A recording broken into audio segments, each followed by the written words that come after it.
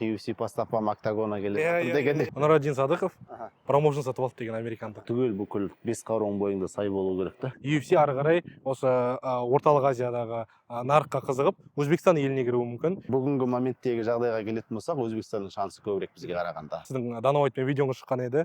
Кейін барда шулап кетті. Ойбай, UFC Қазақстанға келе жатыр деп. Біздің тараптан да қозғалыстар бар.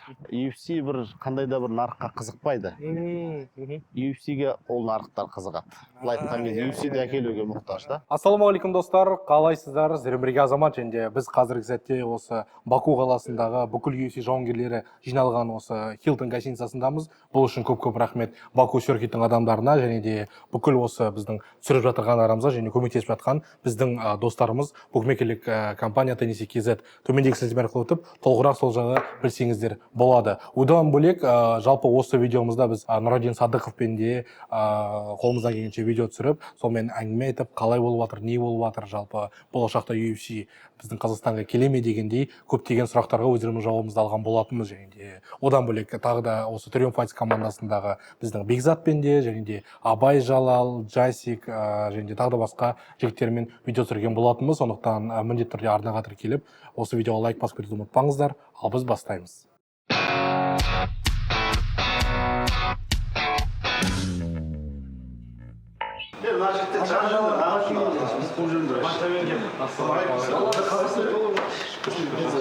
Надо заблоковать. Қаншада біз UFC раша берді. Жаңа үшеумізге ғана берді деп қойды. Келгеннің пайдасы дейші. Аренаға саттық енді Канададан. Өзінде біледі жерде. Мынаған ол болашақта UFC сатпайды десек та. Әзербайжанский киіп тұрған емес пе? Дәл өзі осы Бакуға Шеу киіп тұр ғой. Мен барлық әңгімелерді сықалжын. Айтшы берсем баста, қайсын алып тау Сендер маған татысасыңдар ғой бір-екі нәрсе кіргенде. Мен эмоцияларды сақтауға. Оны осы жерде Ливас шықпайын десе біз барып жүрміз. Барып жүрміз. Жүкстар сүйекке алып кеш деген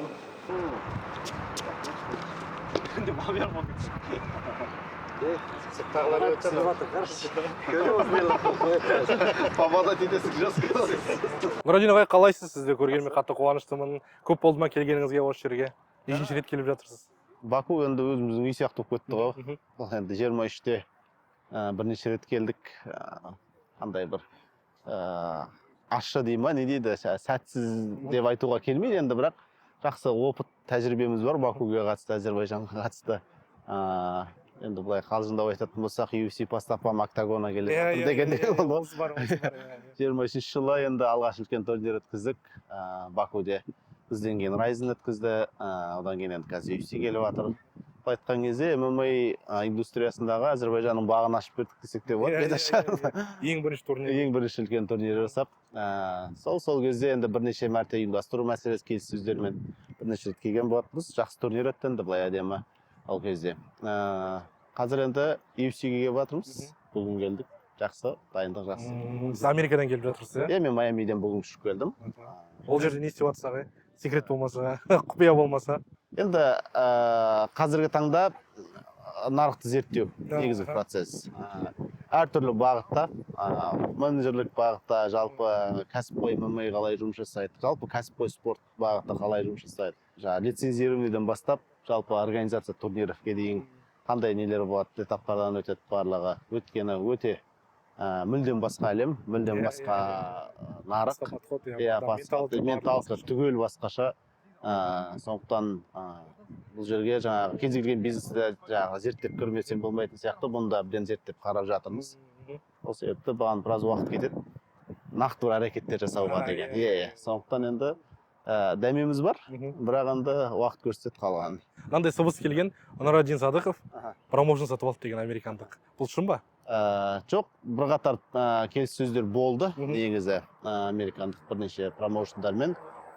Сол известить етіп жатырмыз, яғни өлшеп қарап, яғни мүмкін сатып алған тиімді, немесе жаңадан жасау тиімді деген секілді. Сондықтан көздеп барған бір-екі дүниелер болмады, сатып алуға болады деген нәрселерге. Өйткені Американың налогообложение системасы бойынша кейбір жағдайда промоушнды сатқаннан көріп, жаңадан ашқан. банкротқа жіберген тиімдірек болады. Сондықтан сондай моментттерге байланысты кейбір жұмыс тоқтап тұрған промоушндар кішкене ойланып қалды, енді сатпау деген сияқты мәселе күтіп жатырмыз. Сосын бір не қылатын америкалықтар ұзақ. Иә, олардың переговорлары ұзақ деп естігем. Өте ұзақ. Сол себепті қазіргі таңда олар хабарласамыз дейді да саған 3-4 айдан кейін бір хат жазып қоюы мүмкін. Sounds good, жақсы деп айтады да, енді әдемі естіліп тұр, жақсы ұнап тұр әңгімең. Бірақ давай хабарласайық деп содан кейін жоқ болады деген сияқты. Бірінші этап, екінші этап. Сондай ұзақ не қылады. Сол себепті енді мына Баку, UFC Баку турнирінің өзі 3 жыл переговор жүрді дегеннен кейін ақ түсіне берсеңіздер болады. Ол түсінікті, иә. Мен еще мынандай ойлағам, егер промоушн ашып немесе сатып алып жатсаңыздар, мына жақтағы өзіміздің родной лиганың көптеген талантливый, перспективный жігіттерді сол жаққа апарып, сол жердегі нарықтың арқасында UFC-ге тағы да бір былай айтқанда жол ашылатын шығар деп. Жоқ, негізгі жоспарда примерно соған саятын. Әзірге сонымен жұмыс жасап жатырмыз, бірақ ең бірінші керек нәрсе бұл жаңағы нарықты зерттегеннен бөлек қаржылық мәселелер. Иә. Өйткені мүлдем басқа цифралар, мүлдем басқаша өлшемдер. Оны енді былай сырттан ойланып былай томып бересің ғой, бірақ нарықтың ішіне кіріп барлық әрбір процедураны есептеп қараған кезде әрбір лицензирование ненің өзі біраз круглый суммаға шығатынын түсінгеннен кейін уже әрбір қадамын есептеп басу керек та бұл жерде. Өйткені бұл жерде қазақстандық немесе посткеңестік мемлекеттердегі ситуация емес. Иә. Кейбір жағдайда, кейбір дүниелерді бізде бартермен шешетін жағдай бар да, ол жақта кез келген дүние ақылы. Соның бәріне одан бөлек келіссөздері бар да жерде. оған дейін әкелетін заттар. Сол себепті бірақ негізгі нарық сол жерде, жасыратыны жоқ. Енді жалпы кәсіпқой спорттың меккесі енді ақш болғаннан кейін сол жаққа бағыт бұрмаса енді бәрібір бір деңгейде бір стагнацияда қалып кету қаупі бар біздің аймақтағы әріптестердің бәрімізге қатысты. Жалпы мен сосын мынандай сыбыс естігем, бұл қаншалықты шын өтірігін білмеймін. Біздің Қазақстаннан қазір енді тікелей UFC-ге өту қиын. Қатты жарып баратқан біреу болмасаң, сені контендерсің, өтесің, содан өтсең ғана сен контракт береміз. Одан өтпесең, ты нам не интересен деген әңгіме айтады. Жалпы бұл шын ба? Ол рас. Ол Қазақстан емес, жалпы посткеңестік мемлекеттердің бәріне қатысты. Себебі халық саны аз, pay-per-view сатып алмайды. Бұрыннан бері айтып келатқан дүние. Сол себепті бұл елдерден тек сол 2 жол, 3 жол UFC-ге өтетін қазір қалып отыр. Біріншісі бұл сол Contender Series, екіншісі сол TAF, әлеви қазір өтті деймін шамамен не бойынша. Үшіншісі енді аз уақыт ішінде жаңағы қызық болатсаң, ол жерде де көптеген параметрлерін сай келу керек та жаңағыдай. Сол елде мысалы Тофик кіріп кетті ғой, сол елде жаңағы турнир жасап жатқан жағдай деген сияқты. Сосын аз уақытта сен жаңағы заменаға шығып жатсаң, визаң бар ма, басқа ма, түгел бүкіл 5 қаруың бойыңда сай болу керек та. Сол кезде ғана кіріп кететін шанс болады. Былай бұрынғыдай парадный есіктен кіргізіп бірдеңе қылу деген сияқты нәрсе қазір меніңше жоқ қатан біздің мемлекеттердің ішінде. Жаңа сіз Тофик туралы айтып кеттіңіз. Сөзсіз еще мейн карта тублеседі бақша. Мықтыбек Оралбаймен мейн карта тублеседі. Жалпы бұл дегеніміз, егер де UFC Қазақстанда өтетін болса, біздің қазақ жауынгерлері картта міндетті түрде 5-6 тублеседі. Оған қоса тағы біраз жауынгерлер қосылуы мүмкін. Енді бұл жерде өткізіп жатқан, қай мемлекетке байланысты, соған байланысты. Бұл жерде мынандай мәселені ескеру керек. Әзербайжанда өтіп жатқаннан кейін Тофиктің бағы жанып кеткен себебі Әзербайжанда действующий 2 боец болды UFC-де. Енді осы елді ету керек болды, местный публиканы тарту керек болды, сондықтан бұл жерде таңдау сол Тофикке түсті да. Хотя соңғы бойын ұтылған ол, мен білуімше, Шаблиге ұтылғаннан кейін ұтпаған білмеймін. Беллатордың есінде, Беллатор гран-приінде, PFL-дің, по-моему, ауыскен кездегі, сол кезде ұтылғанын білем, досрочно ұтылғанын. Бірақ енді местный Райзеннің чемпионы болғаны бар, местный публикасы бар бала ретінде, бұл қызық болды деп ойлаймын, сондықтан біреуді алу керек болды, бұл таңдау Тофик кетісті. Одан бөлек жас таланттары бар еді, оларды алған жоқ. Бұл сондай иллюзиядан арылу керек. Біздер UFC Қазақстанға келсе, жаңадан біраз балдар подписывать етіледі міндетті түрде деген нәрсе, бұл не факт. Бұл жерде әкелуші тараптың салмағына байланысты, қаншалықты келіседі, соған байланысты екінші мәселе. Үшінші мәселе сол моментте қазақстандық бос поездтердің саны қаншалықты. Мысалы Шавкат соның алдында ғана мысалы рост неде титулға төбелесіп кетсе мысалы деп жатырмын. Сума тағы бос адамдар азайып қалса, онда орын толтыру мақсатында кіргізіп жіберуге мүмкіндік болуы мүмкін. Кішкене. Ал былай қазіргі таңда бүкіл Қазақстан атынан ростовда жүргендер бір UFC турнирін атқаруға жететін боец бар. Бұлар енді ойбай бүкіл картты жаңағы 70%-ның местный публикадан жасау керек деген шарт қоймайды.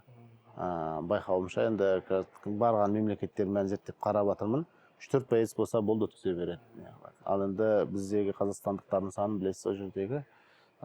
Сол себепті не факт. Андай кішкене сәл розовый очки шешіп реальный нәрсемен айтып отқаным ғой. Бірақ не исключено.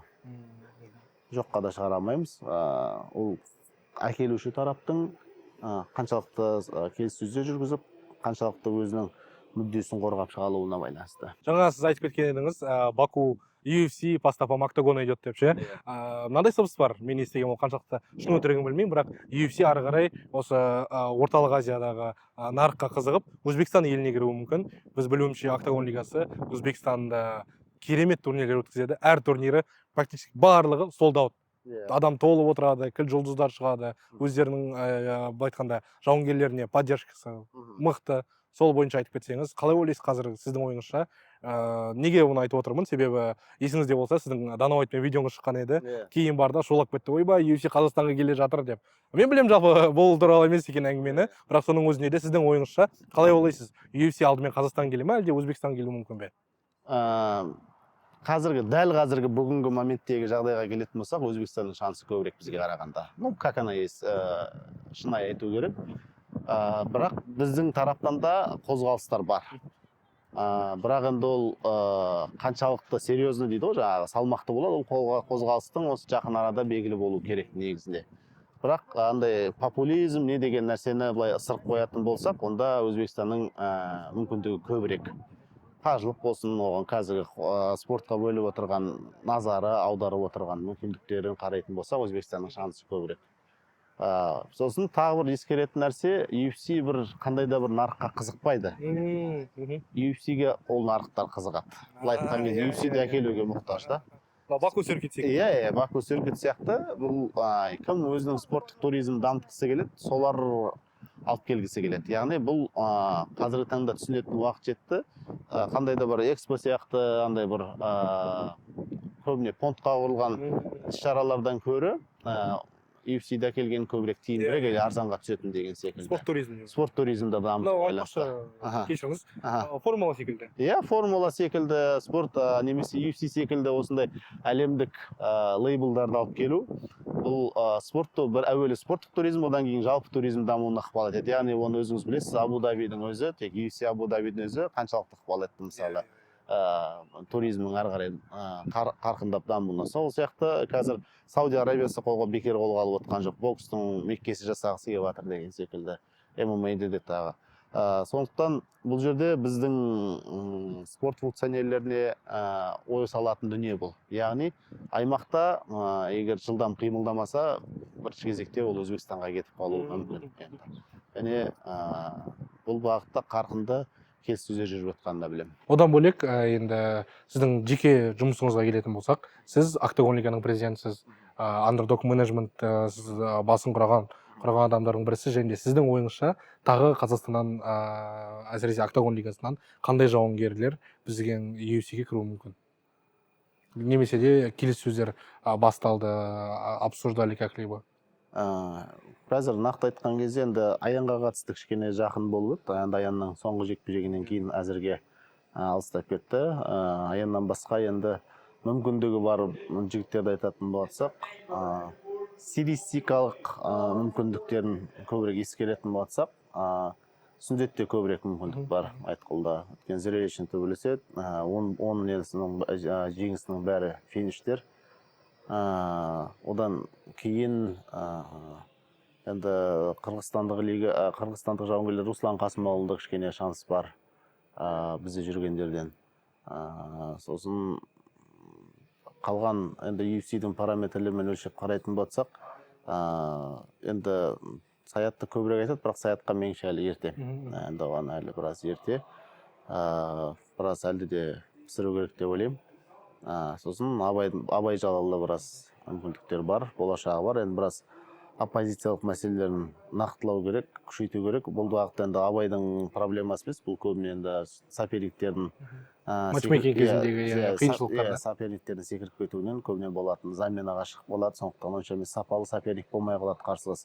Саяттағыдай жағдай, жақсы қарсыласпен қоясың, бірақ қарсыластар ауысып кетуіне байланысты біз күткендей қарсыласпен бой болмай қалады деген секілді.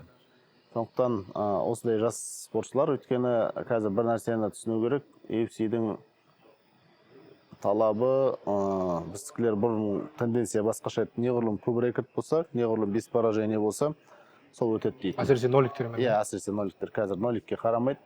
Кім зрелищный бой жасайды, кім жаңағы лига көмектесуге дайын, аз уақытта шығып кетті, сондай адамдарға ғана уступке барады қазір. Енді бұл бағытта мен енді сүндетті бекер айтқан жоқпын. Бірінші ол зрелищный бой жасайды, кез келгенмен шығады. Жаңағы сосын жасыратын жоқ. Қазіргі таңда кавказдықтар, UFC-де жүрген жаңағы айтқан дағыстандықтар басым бөлігі. Олармен кім тайсалмай шығуға дайын, солардың бәсі жоғары болады. Яғни послужной списогінде 2-3 жақсы дагестанец тұтқан болса, шанс көбірек. Бұрын бразилецтерге көбірек қарайтын еді, қазір дағыстандықтарды көбірек тұтқанына. Мен енді өзім байқаған тенденцияны қарап отырмын. Және нокауттар. Даже сабмишнге онша көп мән бермейді.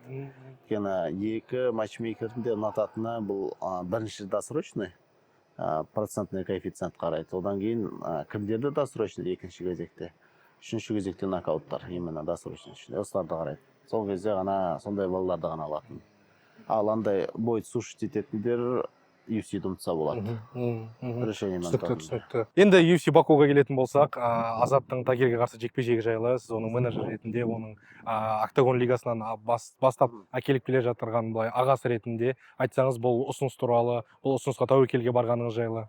Енді Харигучи шығарып берді. Харигучиді өзім көрген мен. Неде топ тимде болды. ATT-де жүрген кезінде көрдім. Азаптар дайындалып, бекзат дайындалып жатқан кезде Азаптар. Сосын кейін травма алды деп Саят хабарласты. Ұсыныс бар деп, осылай ұсынсақ қалай деп. Маған енді ұсыныс ұнады. Дайыншаға хабарластым. Хабарласып ала алмай жаттым. Беймезгіл уақыт болды. Азатқа хабарласып едім, ұйықтап жатыр екен, оятып ал осылай десем, ол ойланған жоқ, давай ағай шығайық деп.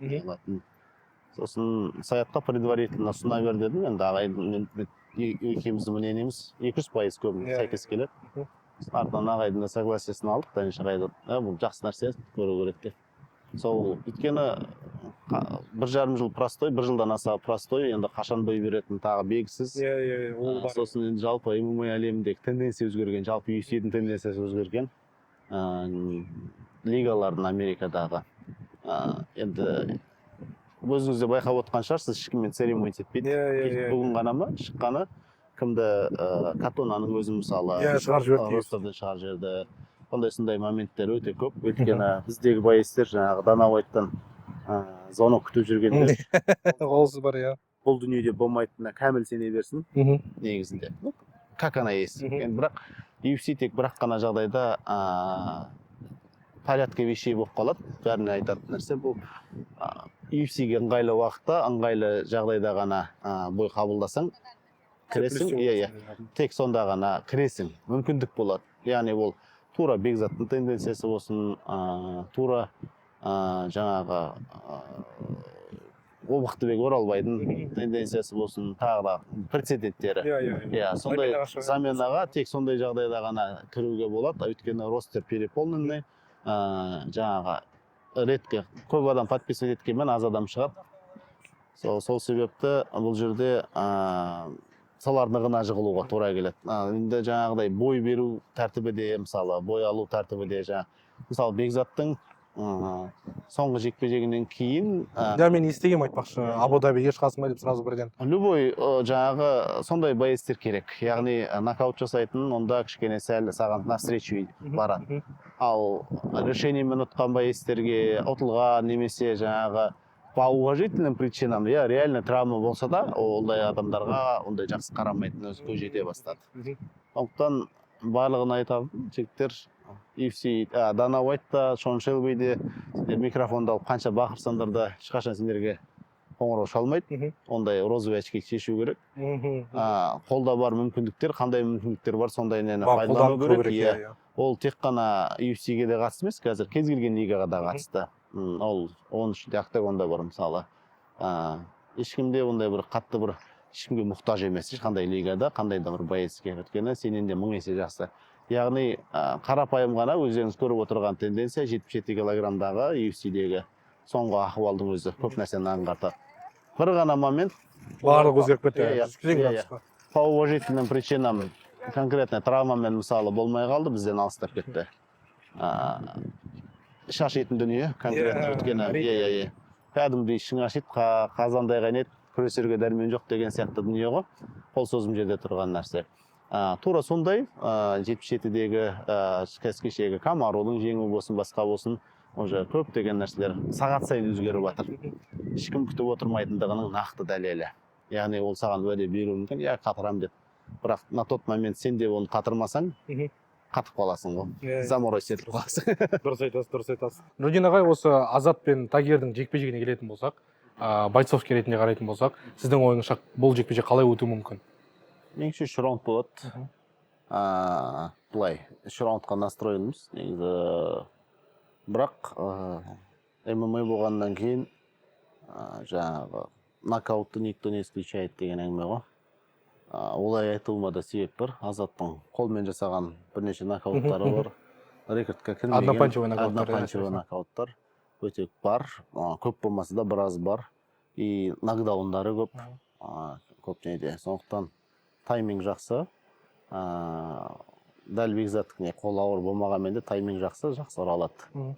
Сондықтан бұндай тоже не исключается.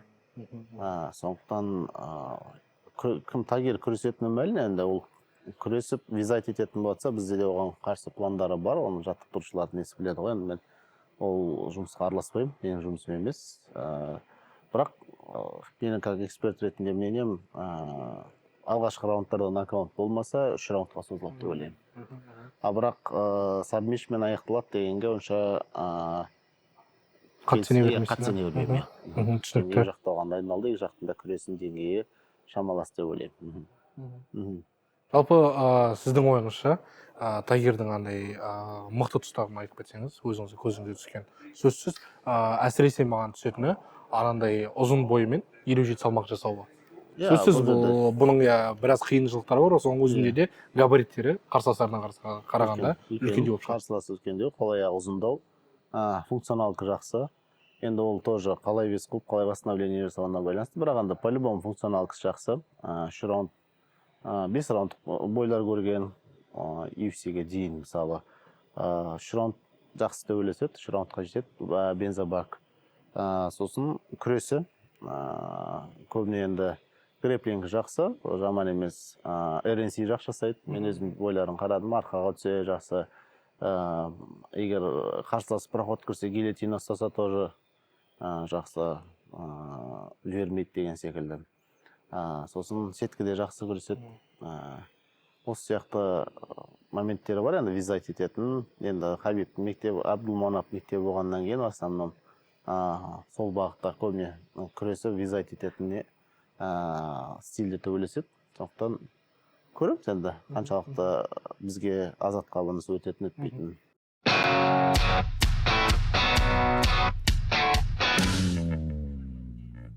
Ал осымен біздің видео соңына дейін жетті. Осыған дейін қарағандар үшін көп-көп рахмет. Міндетті түрде арнаға лайк басып, комментарийге өз ойларыңызды жазып кетсеңіздер болады. Келесіде кіммен видео түсірейік, жалпы осы Баку қаласындағы тағы қандай қызықтары бар, Әзербайжан еліндегі қандай қызықтары бар. Егер сендерге қызық болса, міндетті түрде жазып кетіңіздер. Біз барлығын түсіріп сіздерге көрсететін боламыз. Ал сіздермен бірге болған Азамат, сау саламатта көріскенше, сау болыңыздар.